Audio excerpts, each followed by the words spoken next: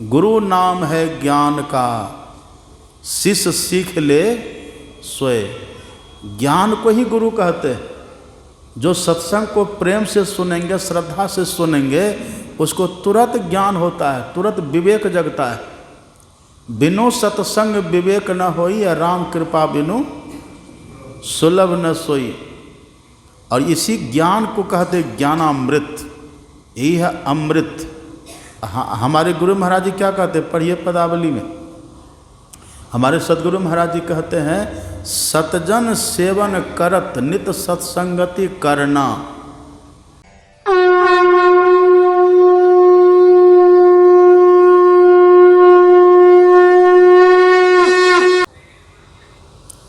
वेद भगवान कहते हैं कि हे मनुष्यों, जगत प्रसव करता ईश्वर का तत्व ज्ञान प्राप्त करने के लिए पहले बुद्धि योग करिए।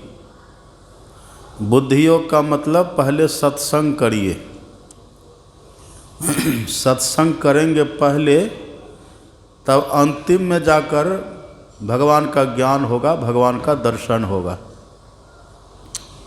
लेकिन अभी जो हम लोग सत्संग कर रहे हैं, इसी सत्संग को कहते हैं बुद्धि योग। अथवा यूँ कह दीजिए कि जिनकी बुद्धि सत्संग में लगेगी, उन्हीं को भगवान का दर्शन होगा। जिनकी बुद्धि सत्संग में रम जाए, जिनकी बुद्धि सत्संग में लग जाए, जिनकी बुद्धि में सत्संग बैठ जाए, ऐसे लोगों को ही ईश्वर का ज्ञान होता है। और यदि बुद्धि में सत्संग नहीं बैठा, या यदि सत्संग में बुद्धि नहीं बैठी, तब नहीं होगा। सत्संग में तन बैठे, या सत्संग हमारे घर पर बैठे, हमारे घर में हो, सत्संग हमारे घर में हो लेकिन बुद्धि में नहीं हो, सत्संग हमारे समाज में हो लेकिन बुद्धि में नहीं हो, तब नहीं होगा।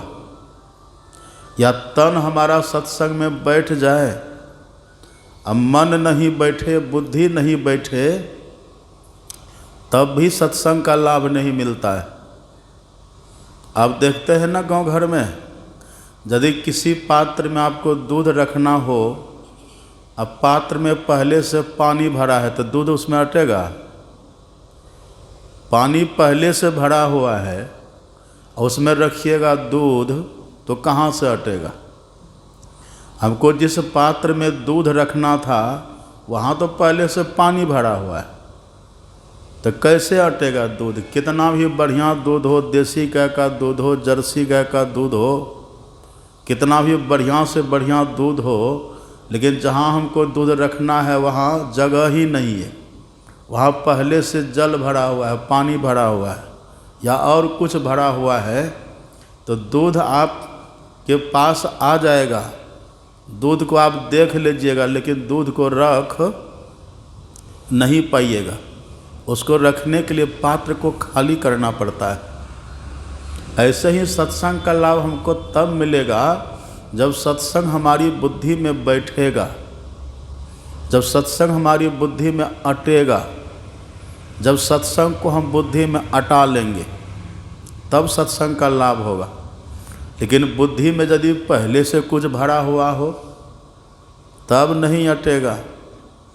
बुद्धि में पहले से छल भरा हो, कपट भरा हो, अभिमान भरा हो, घमंड भरा हो, मैपन भरा हो, दम्भ भरा हो, पाखंड भरा हो, धूर्तता भरी हो, तब नहीं अटेगा सत्संग।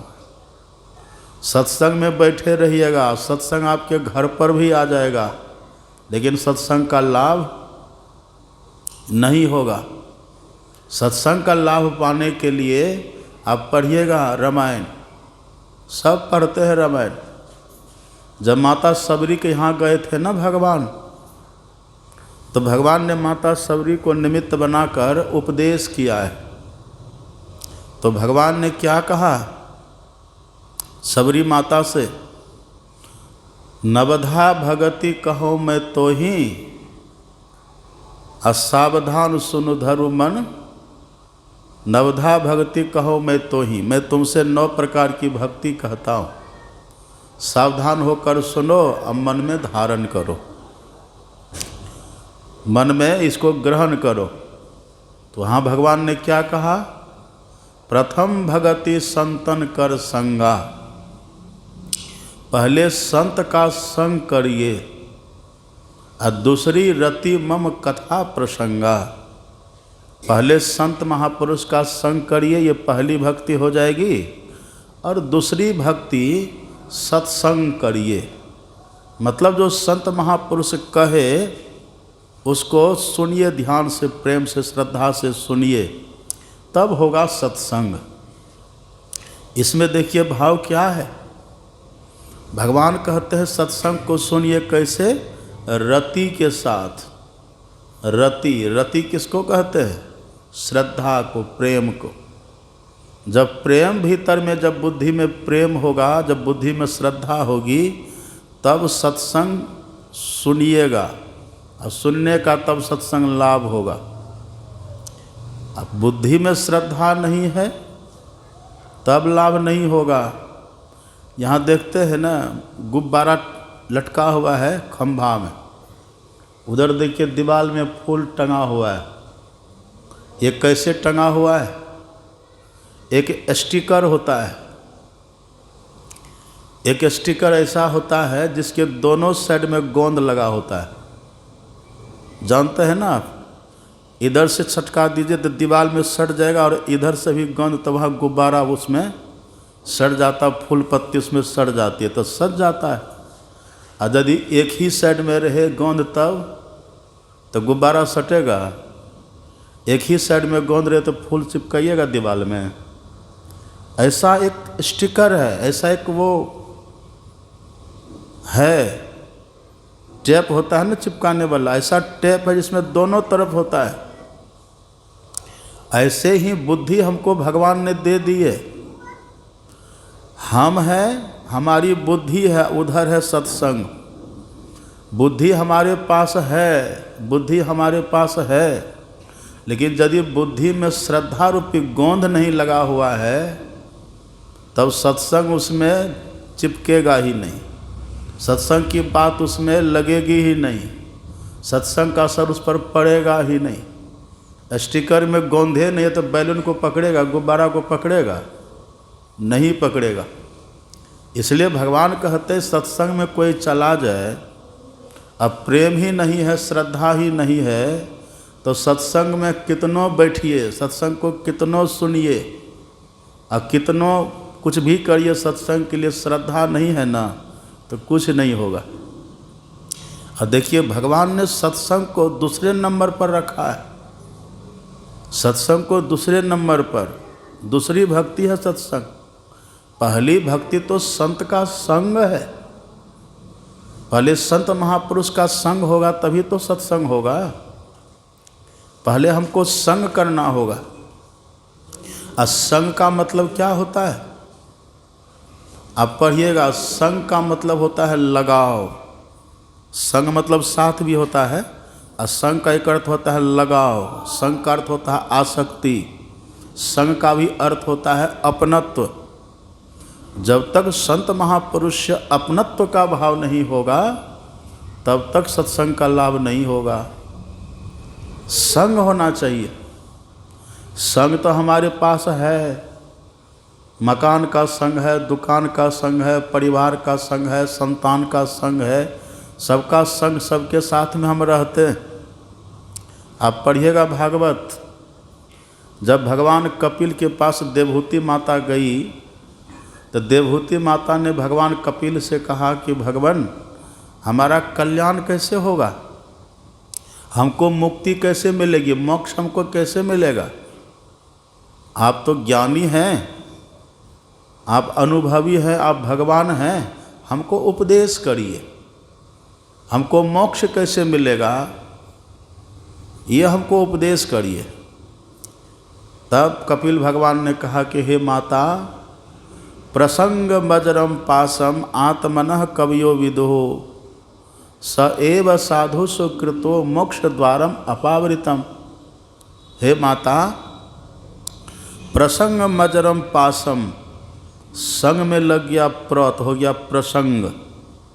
संग कहिए या प्रसंग कहिए, यहाँ पर भाव वही है, संस्कृत का शब्द है।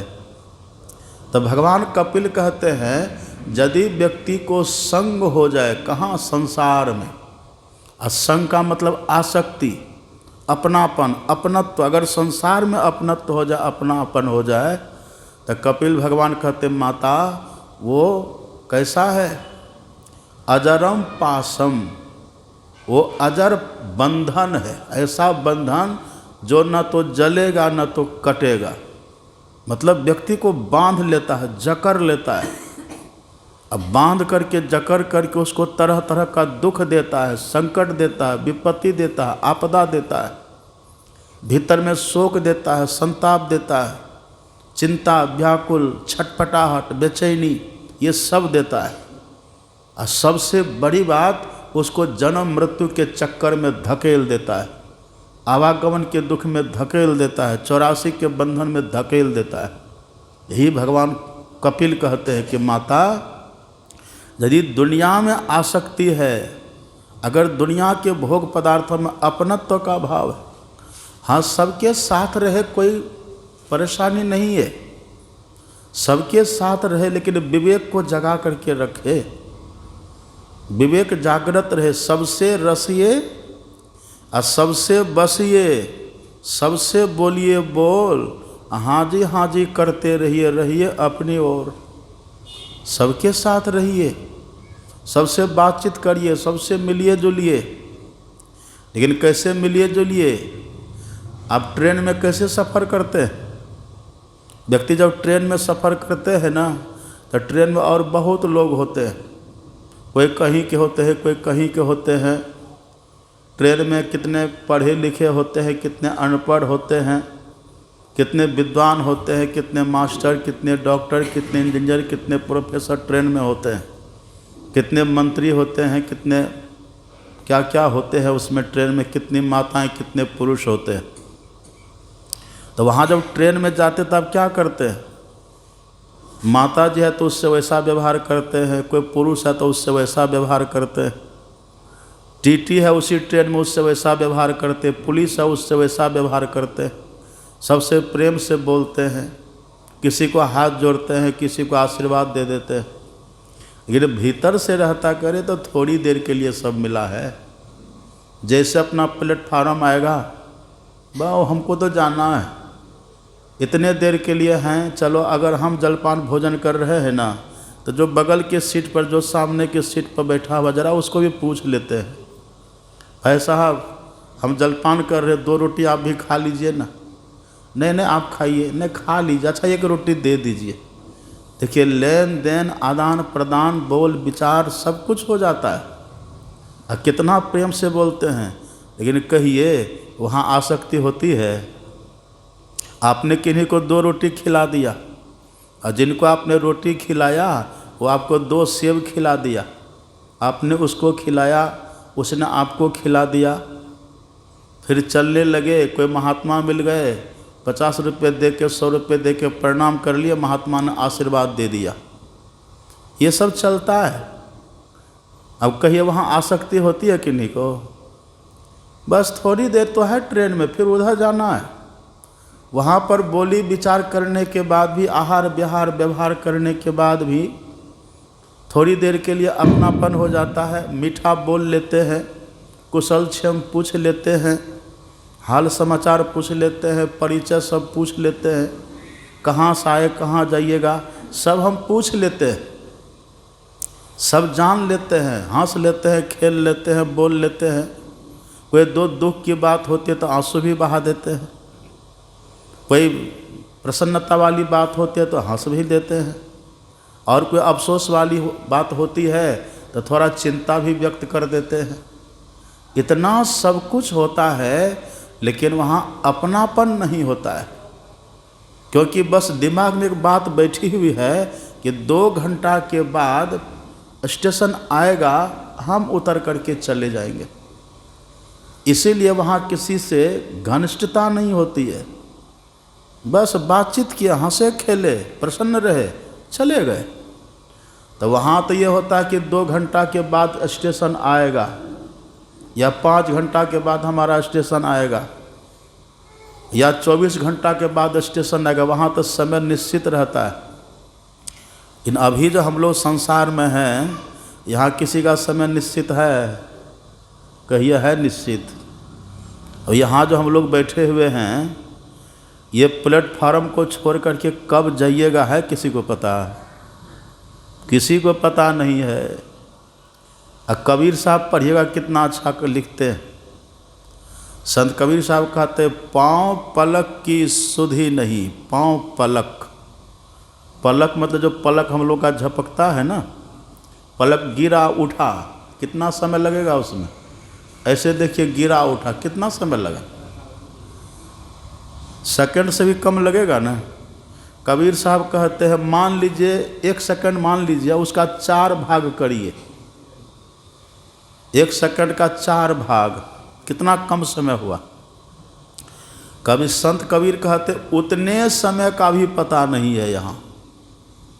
इस प्लेटफार्म पर से जाने का तो समय का तब भी 2 घंटा 3 घंटा के बाद हम उतरेंगे, 2-3 घंटा के बाद उतरेंगे। कौन गप कर रहा है इधर? कौन गप कर रहा है? कभी जो उधर जाके गप करेगा बाहर। यहाँ मंच थोड़ा, स्टेज थोड़े है नाच ड्रामा को, उधर जाके गप करेंगे, कह दीजिए। क्या कह रहे थे हम? हैं? हाँ, वहाँ देखिए, वहाँ तो ये है ना कि 2 घंटा के बाद हमको उतरना है, लेकिन यहाँ पता है। कबीर साहब कहते, पाँव पलक की सुधि नहीं, करे कल की साज। हम कल की व्यवस्था में लगे हुए। क्यों लगे हुए हैं? इसी का नाम है संग, इसी का नाम है आसक्ति, इसी का नाम है मोह, इसी का नाम है अज्ञानता। हमको पता ही नहीं है और हमको लगता है कि हम बहुत दिन जिएंगे, अभी हम अमर है, ऐसा लगता है। हम मरेंगे भी, ये हमको घर द्वार छोड़ करके जाना पड़ेगा। इस ज्ञान पर पर्दा पड़ गया। ट्रेन में तो ज्ञान रहता है कि हमको ट्रेन छोड़ करके निकलना जाना पड़ेगा, लेकिन यहाँ भी हमको जाना पड़ेगा, इस बात को भूल जाते हैं। तो कपिल भगवान कहते हैं, माता, जिनको दुनिया के व्यक्ति में, वस्तु में, स्थान में इस तरह का अपनापन है ना, तो समझिए वो जन्म मृत्यु की तैयारी में है। समझ लीजिए वो रोने चिल्लाने छटपटाने की तैयारी कर रहा है। समझ लीजिए वो शोक संताप से आकुल व्याकुल होने की तैयारी कर रहा है। वो दुख के गर्त में जाने की तैयारी कर रहा है। उसकी बड़ी दुर्दशा होगी, बड़ी बेचैनी, बड़ी छटपटाहट होगी, जो इस तरह से जीवन जी रहा है। लेकिन हे माता, यदि यही अपनापन, यदि यही संग, यदि यही आसक्ति किसी विरक्त महापुरुष से हो जाए, किसी संत महापुरुष से हो जाए, यही आसक्ति किसी ईश्वर के भक्त से हो जाए, ईश्वर के दर्शन करने वाले से हो जाए, हे माँ, यही प्रेम, यही अपनापन उसके लिए मुक्ति का द्वार बन जाता है। ये कितनी बड़ी बात है देखिए। इसलिए भगवान कहते हैं, सत्संग का लाभ आपको कब मिलेगा? जो सत्संग करते हैं, पहले उसका संग करिए, पहले उससे अपनापन जगाइए। और यदि वहाँ दुकानदारी करिएगा, तब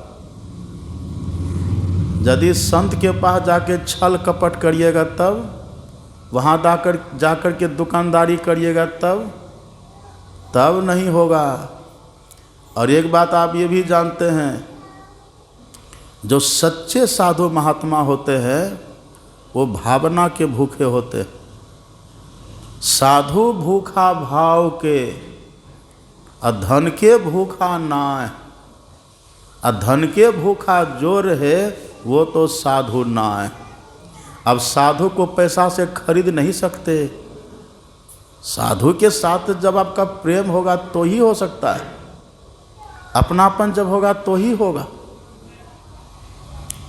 इसलिए पहले साधु का संग करिए, साधु के पास जाइए, पहले साधु से अपनापन बढ़ाइए, छल छोड़िए, कपट छोड़िए। लेकिन हृदय कपट रहे छाए, मान लज्जा भरी। होता है कि पैसा पर हम साधु को खरीद लेंगे, हम पैसा पर बुला लेंगे। पैसा पर नहीं आएगा, पैसा से नहीं, आपकी भावना, आपका भाव होना चाहिए। और एक बात आप जानते हैं, जिसको साधु में भाव होता है, जिनको साधु में प्रेम होता है, एक कहानी सुनिए। पंजाब में एक सत्संगी थे। सत्संगी पिता पुत्र दो जन घर में, एक का नाम था, पिता का नाम था सम्मन और पुत्र का नाम था मूसन। पिता पुत्र थे, क्या नाम था? सम्मन और मूसन। सम्मन मूसन सत्संगी थे। उस समय एक बहुत महान संत थे वहाँ, उनका नाम था गुरु अर्जुन देव जी महाराज। सिख धर्म के थे, तो वो संत थे वहाँ। सम्मन मूसन दोनों पिता पुत्र मिले और गए गुरु नानक अर्जुन देव जी के पास।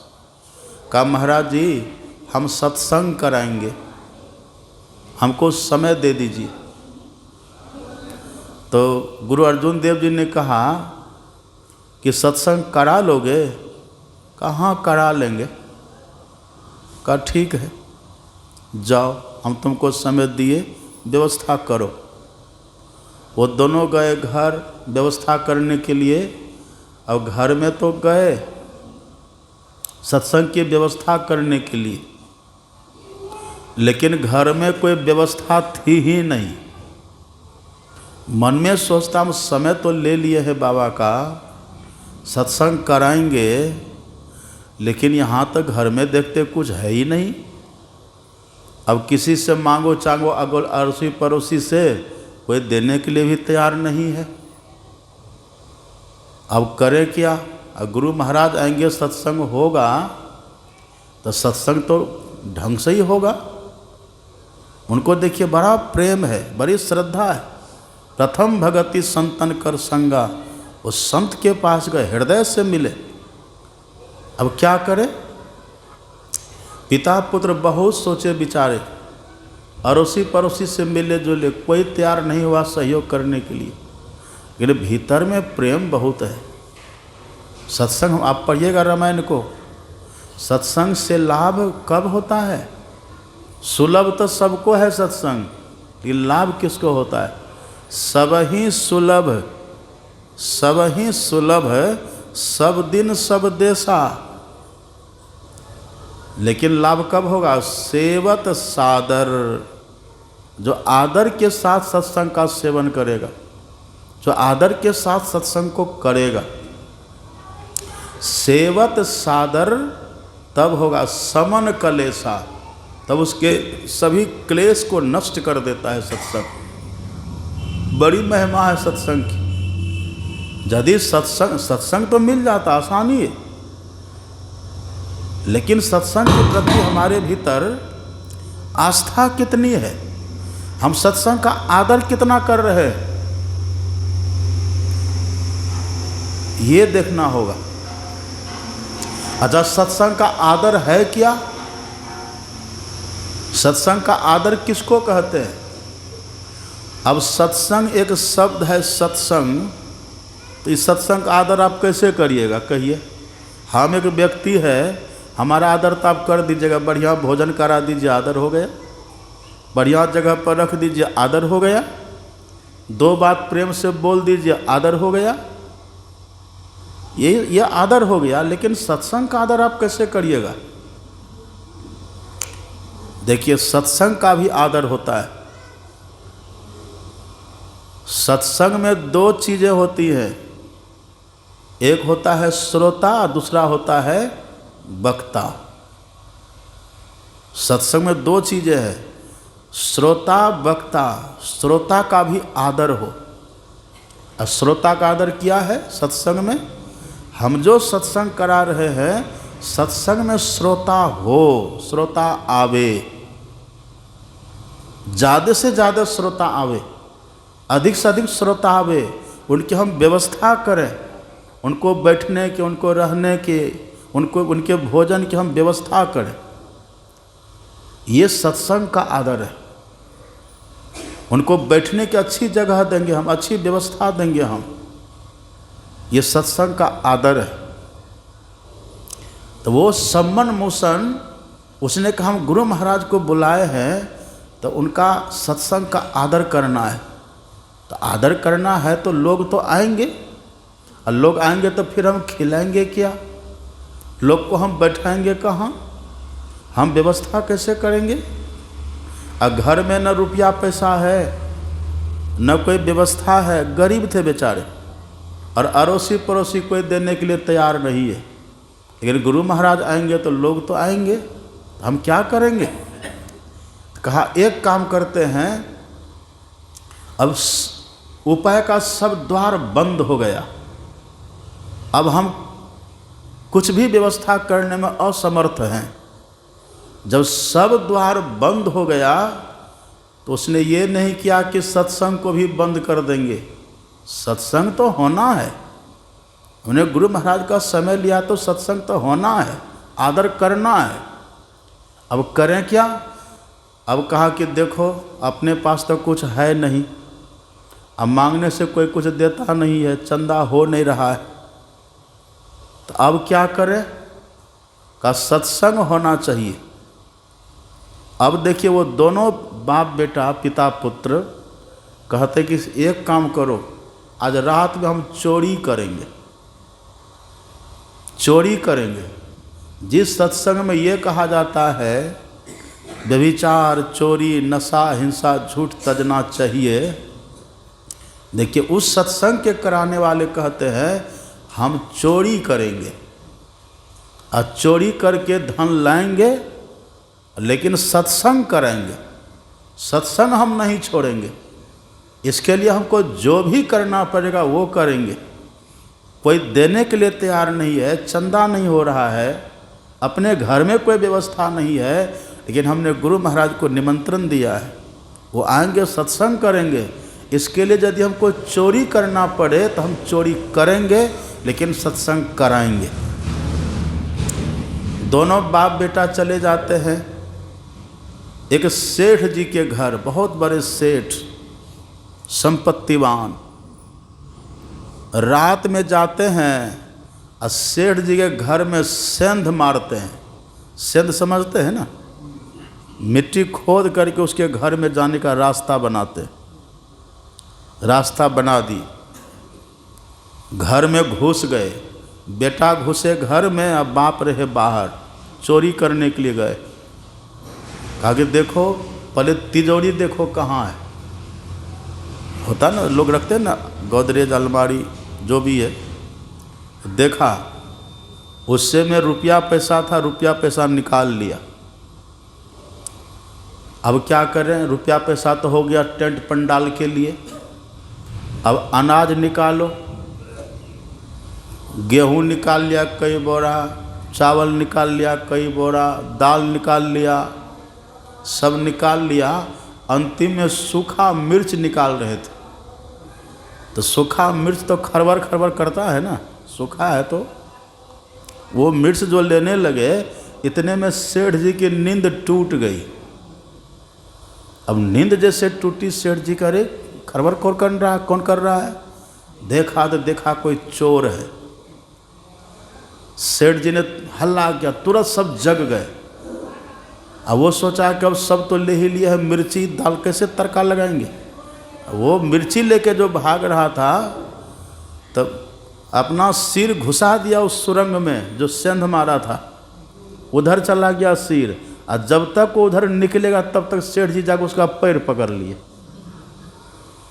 इधर से सेठ जी पैर पकड़ लिए, और उधर जो अपना सिर किया उधर से खींचते खींचते वो दोनों हाथ बाहर कर दिया। तब बाहर से बाप ने दोनों हाथ पकड़ लिया। अब बाहर से पिताजी खींच रहे हैं, अब भीतर से सेठ जी खींच रहे हैं। पिताजी के मन में होता है, अब बेटा के भी मन में होता है, ये तो हमने सत्संग करने के लिए ऐसा किया, यदि ये सेठ जी हमको पकड़ लेंगे, हमारा चेहरा देख लेंगे, तो चेहरा हमारा देखा नहीं है, पहचान लेंगे, अरे तू ऐसा काम करता, फिर गुरु महाराज के कान में खबर जाएगी। और यदि गुरु महाराज जी जान जाएंगे कि हमने इस तरह से सत्संग किया है, तब तो वो नाराज हो जाएंगे। जो हमारा सर्वस्व है, जो हमारा जीवन धन है, तन मन धन को अर्पी गुरु पद, गाते हैं लोग पदावली में भजन, तन मन धन को अर्पी गुरु पद सेव करे, अब मैं ही आज्ञा पाली दुस्तर भव सुख से डरे। जिनको हमने सब कुछ समर्पित कर दिया है, यदि गुरु महाराज जान देंगे कि हमने इस तरह से सत्संग किया है, फिर वो तो नाराज हो जाएंगे। अब आखिर हम करें क्या? बेटा कहता, पिताजी अब क्या करिएगा, पकड़ लिया, मेरा पैर छोड़ ही नहीं रहा है, रात का समय है। अब देखिए सत्संग के प्रति क्या निष्ठा है, क्या प्रेम है इसको। सम्मन ने कहा, जो सम्मन जो पिताजी है ना, मूसन से कहा कि बेटा अब क्या करे। तो मूसन ने कहा कि पापा कुछ उपाय करिए। क्या करें? कहा इतना तो कम से कम करिए कि सेठ जी हम दोनों को पहचान न सके।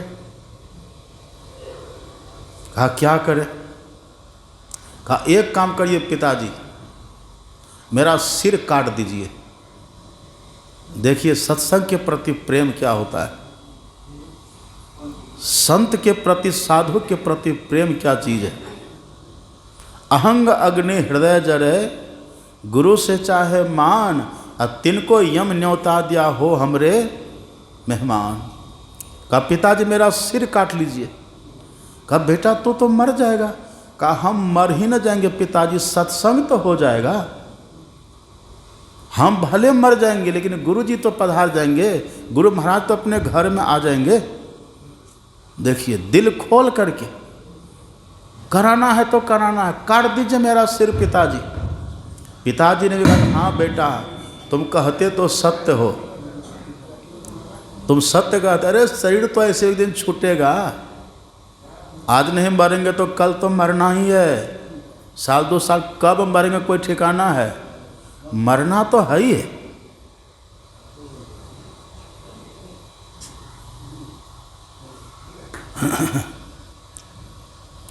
मरना तो है ही है। इससे अच्छा है कि जब आज ही मरोगे तो गुरु महाराज तक कम से कम आ जाएंगे।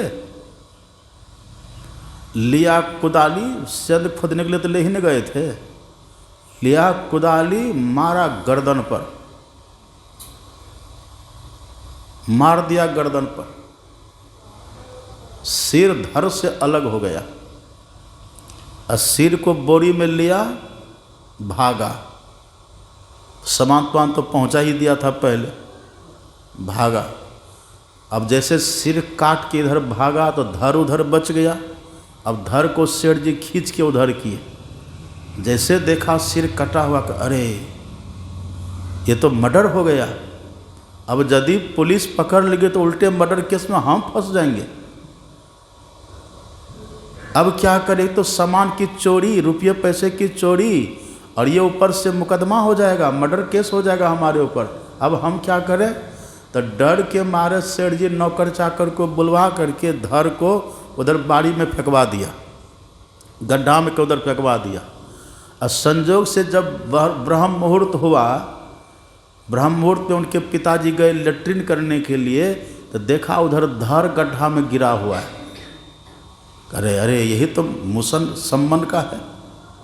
उठा लिया धड़, और सर तो घर में ले ही गए थे पहले, घर में ले जा करके सारा धड़ दोनों सटा करके और कपड़ा ओढ़ा करके ऊपर से एक कोना में रख दिया। सत्संग करते उसके बाद दाह कर्म करेंगे, दाह संस्कार होगा बाद में। इधर खूब बढ़िया चकाचक पंडाल लगा, खूब बढ़िया पंडाल, खूब बढ़िया बाजा। अब पूरे आसपास के इलाका में बैनर पोस्टर जो उस समय के प्रचार तंत्र था वो सब पूरा प्रचार करके हजारों लोगों की भीड़। खूब भंडारा चल रहा है। गुरु महाराज प्रसन्न, अरे वाह क्या भंडारा, क्या सत्संग, कितनी सुंदर व्यवस्था, कैसा पंडाल, कैसा बाजा, कैसा भोजन, ये कितना सुंदर व्यवस्था है, सत्संग खूब बढ़िया हो रहा है। इतने में गुरु महाराज के मन में होता है, ये तो बाप बेटा दो था, खाली बाप ही इधर दौड़ दौड़ के काम कर रहा, बेटा कहाँ गया इसका। तो उनसे पूछते हैं, देखिए संत को सब पता रहता है, संत तो त्रिकालज्ञ होते हैं ना, उनको सब पता है। तुलसीदास जी कहते सेवत सादर, जो सत्संग का आदर करते हैं। सत्संग कराने का सब द्वार बंद हो गया था, करें क्या, चोरी करेंगे, लेकिन चोरी कर वही सकता है जो अपने हाथ से अपने सिर को काटने का सामर्थ्य रखता है। जेब भरने के लिए चोरी करिएगा तब तो पाप है। जो जेब भरने के लिए चोरी करे, जो ऐश मौज करने के लिए चोरी करे, दूसरे का धन छुपा करके चुरा करके अपना बैंक बैलेंस बढ़ाने के लिए चोरी करे, ऐसे व्यक्ति वो तो घोर महापाप है। लेकिन सब द्वार बंद हो चुका है, हमको हर हालत में सत्संग करना है, करवाना है। जान के भी बाजी लगाना पड़ेगा तो हम लगा देंगे, भले चोरी पर उतर गए, लेकिन हिम्मत कितना है, हम सिर काट देंगे। आप पढ़िएगा महाभारत को, गुरु द्रोण ऐसा भीषण संग्राम कर रहे थे, ऐसा भयंकर युद्ध कर रहे थे, भगवान श्री कृष्ण ने कहा सब पांडव को भी मार देगा ये, तो क्या करें। कहा ऐसा इसको पता चले ना गुरु द्रोण को कि इनका बेटा मर गया है, ये युद्ध छोड़ देंगे, इनको पुत्र मोह बहुत है। तो भीम से कहा कि हल्ला कर दो, अश्वत्थामा मरे, द्रोण का बेटा था ना अश्वत्थामा, कहा अश्वत्थामा मारा गया, हल्ला करो। हल्ला कर दिया। गुरु द्रोण ने कहा तू झूठा, तेरी बात पर हमको विश्वास नहीं है, यदि युधिष्ठिर जी महाराज कह दे तब हमको विश्वास हो जाएगा। श्री कृष्ण भगवान जाते युधिष्ठिर जी महाराज के पास, भैया कह दीजिए अश्वत्थामा मारा गया। युधिष्ठिर जी ने कहा कि अश्वत्थामा मरा है, कहा मरा तो नहीं है, हम कैसे कहेंगे। कहा यदि नहीं कहिएगा न तब पांचों भाई को मार देगा और पूरे पांडव सेना को नस्त नाबूद कर देगा, एक के चलते सब मारे जाइएगा, इसलिए एक को मारना ठीक है। कहा तो झूठ बोल करके। कहा जब सब उपाय बंद हो गया है, सब द्वार बंद हो गया है उपाय का, अब दूसरा उपाय ही नहीं है। और सबसे बड़ा पाप क्या होता है, कहिए, झूठ। हमारे गुरु महाराज जी कहते थे झूठ जो है ना, ये झोरा है, बोरा है। जैसे झोरा बोरा में सब सामान आप रखते हैं ना, ऐसे दुनिया में कोई पाप कर लीजिए, कह दीजिए हमने नहीं किया, वो पाप उसी झोरा बोरा में समा जाता है। वो तुलसीदास जी लिख देते रामायण में, नहीं असत संपातक पुंजा, गिरी सम हो ही कि कोटिक गुंजा। करदनी घुंग जी करोड़ों हो तो क्या पहाड़ के समान हो जाएगा, नहीं होगा। झूठ ऐसा पाप है। इन भगवान ने देखा सब द्वार बंद हो चुका है और पांचों पांडव को बचाना है, हर हालत में बचाना है। यदि पांडव मरेगा तो धर्म हार जाएगा, अधर्म की जीत हो जाएगी। सब द्वार बंद हो चुका, सब उपाय बंद हो चुका है, शौक से नहीं, धर्म की रक्षा करने के लिए। कहा बोल दीजिए भैया झूठ, और युधिष्ठिर जी झूठ बोल दिए। जब सब द्वार बंद हो जाए और धर्म की रक्षा करना हो, देखिए क्या स्थिति आती है। गुरुजी ने, गुरुदेव गुरु महाराज ने कहा कि ये तो पहले बाप बेटा दो था, केवल पुत्र को देखते हैं, इनका पिता को देखते पुत्र कहाँ गया।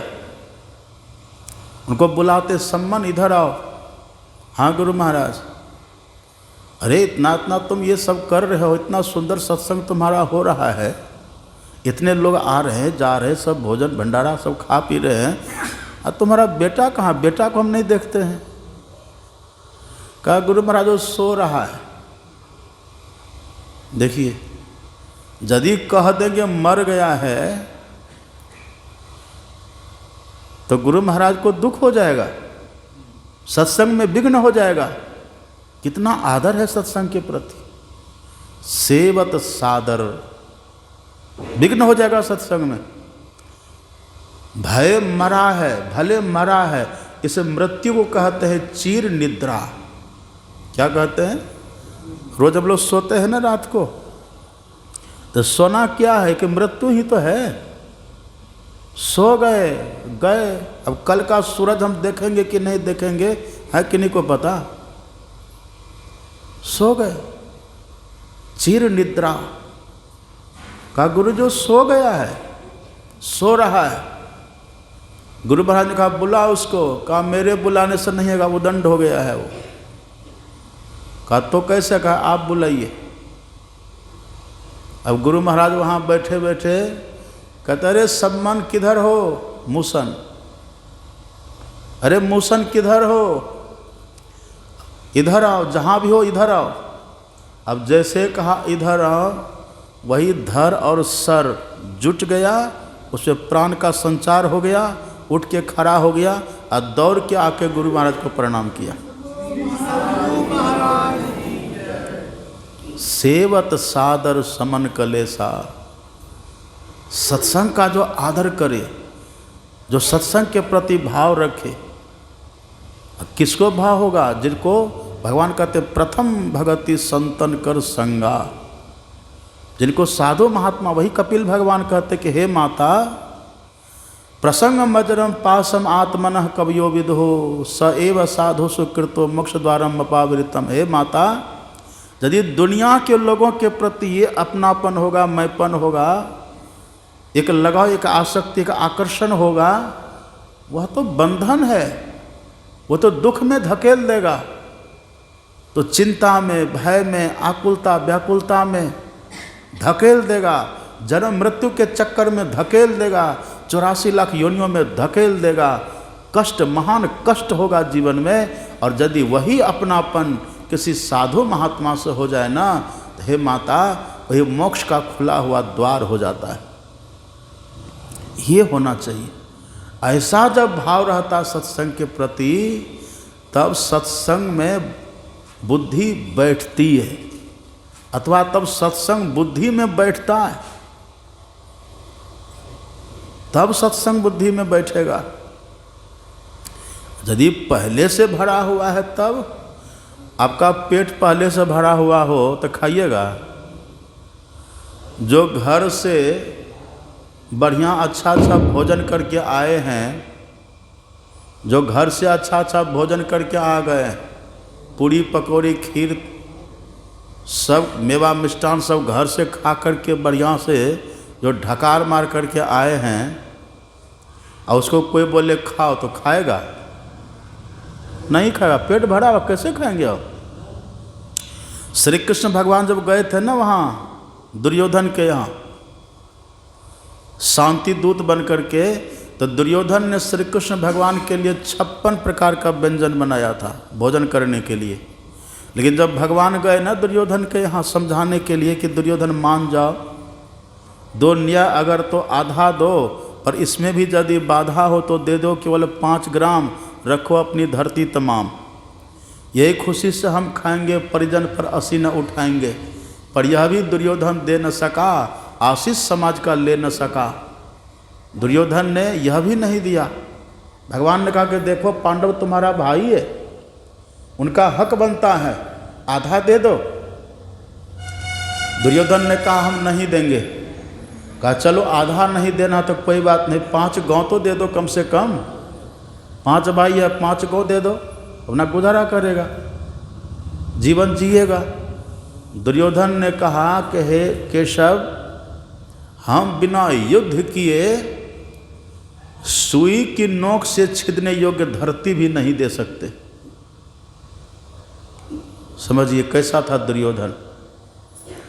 तब भगवान ने कहा कि ठीक है, हित वचन नहीं तूने माना, मैत्री का मूल न पहचाना, तो ले अब मैं भी जाता हूँ, अपना अंतिम वचन सुनाता हूँ। युद्ध ऐसा होगा फिर कभी नहीं जैसा होगा।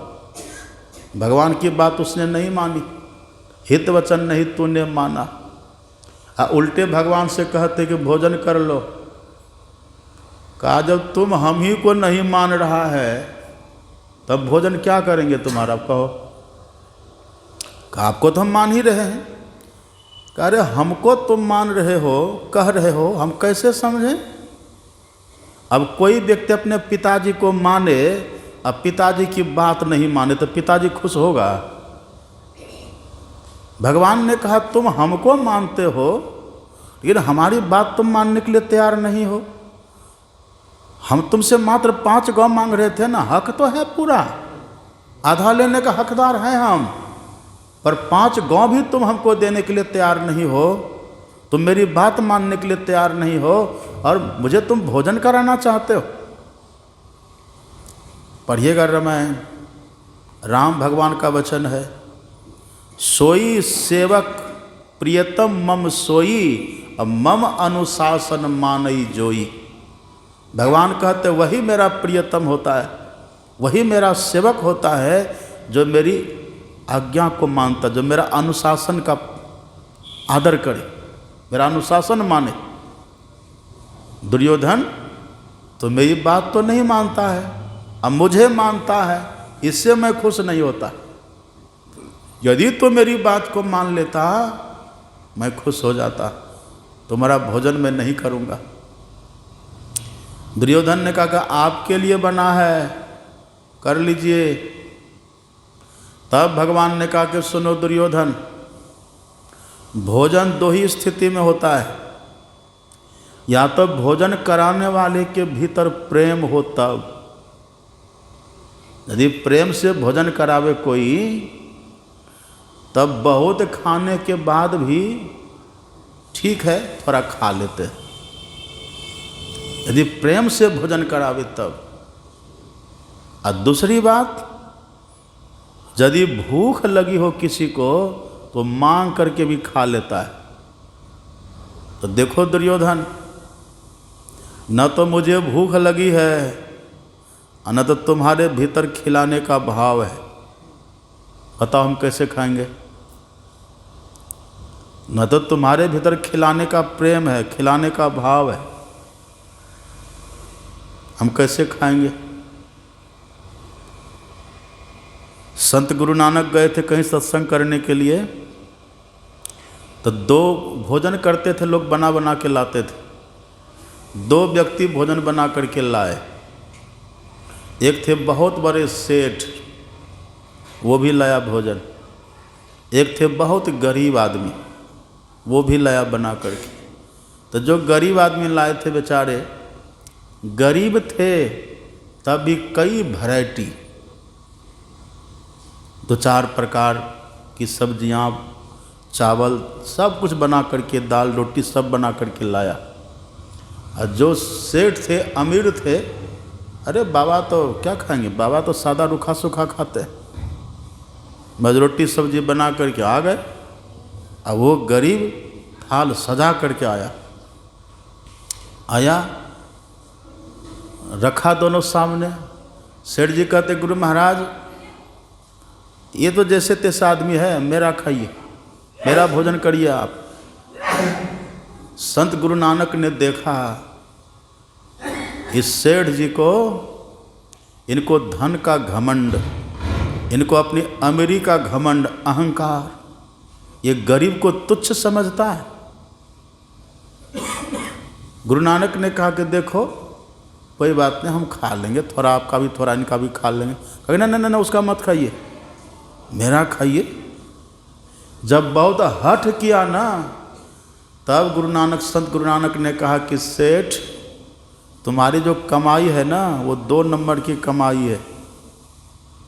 तुम ठगा करके ये तुमने धन जमा किया, उसका बना के लाए हो।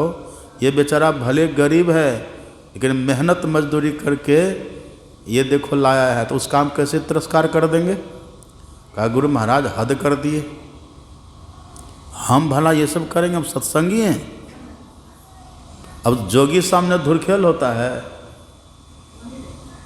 सेठ की भी रोटी लिए एक हाथ में और गरीब की भी रोटी लिए एक हाथ में और दोनों को निचोड़ दिए ऐसे।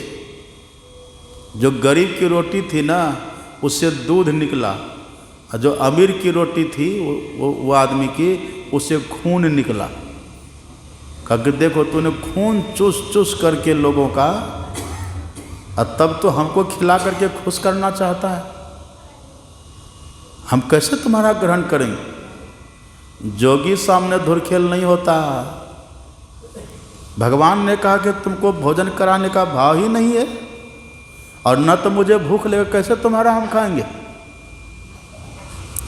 यही है भाव, प्रेम, भय। भाव चाहिए जीवन में। भाव का भूखा हूँ मैं, भाव ही एक सार है। भाव से जो मुझको भजे, भव से बेड़ा पार है। भाव चाहिए। और आपको पता है वहाँ भगवान उसको मना कर दिए। अब वहाँ से निकले, बगल में विदुर जी का घर, उनके घर बिना बुलाए चले गए भगवान। बिना बुलाए गए। विदुर जी तब घर में थे भी नहीं। उनकी पत्नी थी सुलभा। जैसे भगवान उसके घर गए तो सुलभा ने देखा कि भगवान आए हैं, बड़े भाव से भर गई। और लोग कहानी तो ऐसा भी कहते हैं कि स्नान कर रही थी बेचारी, और जैसे देखा कृष्ण आए हैं उसका होश हवास उड़ गया, बेसुध हो गई। तब भगवान श्री कृष्ण ने उसको अपना पीतम्बर से उसके बदन को ढक दिया, और उसको कुछ होशे ने, बेसुध है, भगवान की सेवा में लग गई हो। भाव देखिए। घर के भीतर गई, अकेला लाती उठा करके भगवान को खिलाने के लिए पीढ़ा पर बैठा दी। भगवान बैठ गए और वो निकालती केला छिलती खिलाने के लिए। तो कैसे खिलाई थी पता है ना आप लोगों को? केला छील लेती थी, छिलका देती थी भगवान के हाथ, और गुठली उधर फेंक दे रही है। अब भगवान छिलका ही खा रहे हैं, बड़े प्रेम से खा रहे हैं। एक खाए, दो खाए, तीन खाए, खाए चले जा रहे हैं। सुलभा भी खिलाई चली जा रही। देखिए, भाव का भूखा हूँ मैं, भाव ही एक सार है। साधु भूखा भाव का भव, धन का भूखा ना है। कैसे भूखे होते लोग। कहा ठीक है। इतने में उधर से विदुर जी आ गए। अब विदुर जी ने जैसे देखा, अरे तो केला का छिलका खिला रही है। अरे पगली, तुमको होश होश है कि नहीं? क्या खिला रही हो तुम? ऐसे महत्तम अतिथि हमारे यहाँ आए हैं, इसको तुम केला का छिलका खिला रही है? तब उसको होश आता, अरे ये मैंने क्या कर दिया। अब बेचारी शर्म के मारे भाग के घर चली गई उधर। और तब विदुर जी बैठे और अपना से केला लिए, खूब बढ़िया से छिल छिल करके छिलका को फेंक रहे हैं, और केला की गुठली भगवान के हाथ में दे रहे हैं। भगवान एक केला खाए, कहा चाचा जी ये केला का स्वाद बढ़िया नहीं है। कहा तब? कहा चाची जी जो खिला रही थी ना उसमें स्वाद था। चाची क्या खिला रही थी? छिलका। ये खिला रहे हैं केला असली, पर स्वाद भगवान को किस में लगा है? छिलका में। तो क्या छिलका का स्वाद था वो? उनके भीतर जो भाव है, उनके भीतर जो प्रेम है, प्रेम समर्पण का देखिए भाव कैसा है। क्या प्रेम है। यही है श्रद्धा, यही है प्रेम। भगवान कहते हैं कि हे सबरी, संग करिए। हमारी ये सत्संग बुद्धि योग कब होगा? ये सत्संग हमारी बुद्धि में बैठेगा कब? जब श्रद्धा होगी तब। श्रद्धा जब भाव हमारे भीतर में होता है ना, तो सत्संग चिपकता है, सत्संग हमारे भीतर धंसता है, सत्संग का असर होता है। यही हुआ हमारा सत्संग का आदर करना। सेवत सादर समन कलेसा। ईश्वर तो मिलेंगे ही, ईश्वर का दर्शन तो अंत तो गत्वा होगा ही। ये लाभ देखिए, ये फायदा हो जाता है। इसलिए भगवान कहते हैं सत्संग करिए, प्रेम से करिए, श्रद्धा से करिए। भाव से करिए, सत्संग के प्रति समर्पण का भाव रखिए, सत्संग से बहुत प्रेम करिए, फिर देखिए कैसे लाभ होता है, लाभ होना शुरू हो जाएगा। तो भगवान कहते हैं, वेद भगवान कहते कि हे मनुष्यों, सबसे पहला काम करिए बुद्धि योग, मतलब यही सत्संग करिए, सत्संग करिए। देखिए ईश्वर का दर्शन तो अंतिम में होगा, पर कबीर साहब क्या कहते हैं, कबीर साहब कहते हैं इस सत्संग में लाभ बहुत है, तुरंत मिलावे गुरु से, अब मूर्ख जन कोई सार न जाने, सत्संग में अमृत वर्षे, सत्संग में अमृत की वर्षा होती है। यहाँ देखिए दो तरह की बात कबीर साहब कहते हैं, एक बात तो कहते हैं तुरंत मिलावे गुरु से, और फिर कहते सत्संग में अमृत बरसे। तो गुरु से मिलावे का मतलब क्या है, भाव क्या है? गुरु कहते हैं किसको? गुरु नाम है ज्ञान का, शिष्य सीख ले सोए, ज्ञान को ही गुरु कहते हैं। जो सत्संग को प्रेम से सुनेंगे, श्रद्धा से सुनेंगे, उसको तुरंत ज्ञान होता है, तुरंत विवेक जगता है। बिनु सत्संग विवेक न होई, राम कृपा बिनु सुलभ न सोई।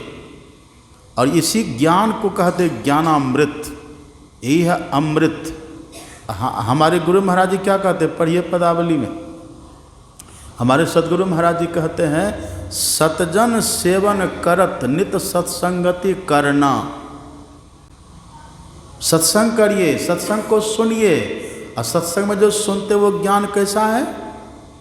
वचन अमीय, वचन अमीय दे ध्यान, श्रवण करी चित्त में धरना। अमीय का अर्थ होता है अमृत। जो संतों का जो वचन है ना, संतों का जो ज्ञान है, गुरु महाराज जी कहते वही अमृत है। कबीर साहब कहते हैं मूर्ख जन कोई सार न जाने, सत्संग में अमृत बरसे। इस सत्संग में लाभ बहुत है, तुरंत मिलावे गुरु से। ये जो गुरु मतलब ज्ञान है, ये अमृत के समान है। लेकिन ये किसको मिलेगा? कहते मूर्ख जन कोई सार न जाने। मूर्ख किसको कहते हैं? नहीं पढ़ने वाले को लोग कहते जो पढ़ा लिखा नहीं होता ना वो मूर्ख होता है। नहीं नहीं, पढ़ा लिखा नहीं भी है तब भी वो ज्ञानी होता है। कबीर साहब पढ़े लिखे थे क्या? आप पढ़िए कबीर साहब के लिए। कबीर साहब खुद कहते कबीर कागज छुइयो नहीं, कलम गहियो नहीं हाथ। पर कितने बड़े ज्ञानी थे, पढ़िए। रावण के लिए पढ़िए, रावण चतुर्वेदी था, चतुर्वेदी ब्राह्मण था रावण, चारों वेद उसको कंठस्थ था। लेकिन पढ़िए रावण, भगवान कहते मूढ़ तो ही अतिशय अभिमाना। कई जगह पर भगवान ने रावण को मूढ़ कह दिया है। अब मूढ़ किसको कहते हैं? मूर्ख को कहते हैं। तो जो चारों वेद के ज्ञाता हैं उसको देखिए मूर्ख कह रहे हैं, मूढ़ कह रहे हैं। और सबरी माता कुछ पढ़ी लिखी थी, भिलनी है, नारी जाती है, पढ़ी लिखी नहीं है बेचारी। लेकिन भगवान उनके यहाँ जाते हैं, उनका जूठा बेर खाते हैं। कह रघुपति सुनो भामिनी बाता, भामिनी सुंदरी कहते उनको भगवान। पढ़ी लिखी नहीं है, लेकिन जब भगवान ने उपदेश किया माता सबरी को, तो वेद की बात भगवान ने कही। पंचम भजन सो वेद प्रकाश, वेद भले पढ़ी लिखी नहीं पर ज्ञानी है। तो मूर्ख किसको कहते हैं? पढ़े लिखे लोग भी मूर्ख होते हैं, और नहीं पढ़े लिखे लोग भी ज्ञानी होते हैं, बुद्धिमान होते हैं। पढ़े लिखे लोग भी कभी काल ऐसा हो जाता है। काम क्रोध मद लोभ की जब लग घट में खान, तब लग पंडित मूर्खा, दोनों एक समान। वो मूर्ख के बराबर है।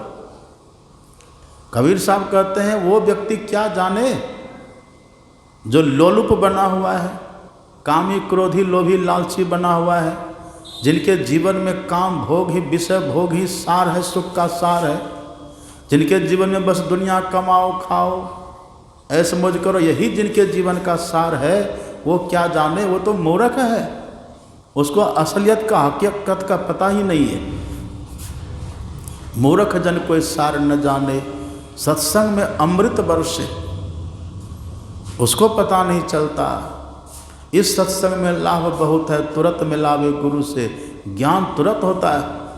लेकिन देखिए अभी तक हम लोग को ज्ञान हुआ, इतना दिल से सत्संग करते चले आ रहे हैं, लेकिन देखिए अभी टटोलिए, अभी कुछ हुआ?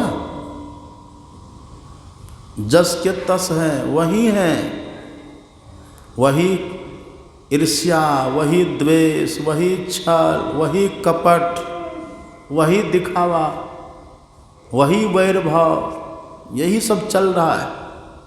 कोई परिवर्तन नहीं है। क्यों नहीं है? ये ज्ञान किनको होगा?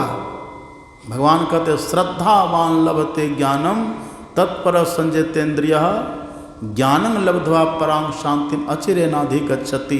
भगवान कहते जिनको श्रद्धा है, श्रद्धा, कृष्ण भगवान कहते श्रद्धा और राम भगवान कहते रति, और दोनों का मतलब है प्रेम। जिनको श्रद्धा नहीं है उनको नहीं होगा। तो भगवान कहते जो श्रद्धालु है उनको ज्ञान होता है, उनको विवेक जगता है भीतर से। हमारे गुरु महाराज जी कहते हैं नित्य प्रति सत्संग कर ले प्यारा तेरा कार सरे सारा। असार कार्य को निर्णय करके, यही निर्णय, यही है ज्ञान, यही है विवेक। निर्णय करने की क्षमता आ जाए जीवन में, हमारे भीतर विवेक जग जाए। क्या सत्य है, क्या असत्य है, क्या योग्य है, क्या सुयोग्य है, क्या कुयोग्य है, ये सब विवेक हमारे भीतर जगे। क्या कर्तव्य है, क्या अकर्तव्य है, ये विवेक हमारे भीतर जगे। कब जगें, कब सोएं, कब खाएं, कब उपवास करें, बड़ों से कैसा व्यवहार, छोटों से कैसा व्यवहार, यही है विवेक। ये कब होता है? जब श्रद्धा जीवन में आती है तब। श्रद्धावान लभते ज्ञानम, जो श्रद्धालु व्यक्ति होते उसके भीतर विवेक का जागरण होता है। यदि श्रद्धा नहीं होगी तब भगवान कहते अज्ञश्च श्रद्धानश्च संशयात्मा विनश्यति नायम लोकोस्ति न परो न सुखम संशयात्मनः। जिनके भीतर श्रद्धा नहीं है उसको ज्ञान कभी नहीं होगा, और जिसको ज्ञान कभी नहीं होगा भगवान कहते उसका संशय कभी नहीं मिटेगा। विवेक नहीं होगा तो उसका संशय नहीं मिटेगा, और संशय नहीं मिटेगा तो उसका विनाश तय है। संशयात्मा विनश्यति। और भगवान कहते वो व्यक्ति न तो यहाँ सुख से रह सकता है और न तो मरने के बाद वो सुख से रह सकता है, वो संशयग्रस्त होकर के दुखी बना रहेगा। इसीलिए सत्संग के प्रति बड़ी श्रद्धा। दूसरी रति मम कथा प्रसंगा, प्रेम हो, रति हो, यही है बुद्धि योग। और जो ठीक ठीक सत्संग करेंगे, बुद्धि योग करेंगे, देखिए जो सुनते हैं ना वही समझते हैं, और जो समझते हैं, जो समझ लेंगे वो किए बिना रह नहीं सकता है, वो करेंगे भी। और जो करते हैं वो पाते हैं। इसलिए तुलसीदास जी कहते सुनी समझहि जन मुदित मन मज्जहि अति अनुराग लहहि चारि फल अछत तनो साधु समाज प्रयाग। जो सत्संग को सुनेंगे और सुन करके समझेंगे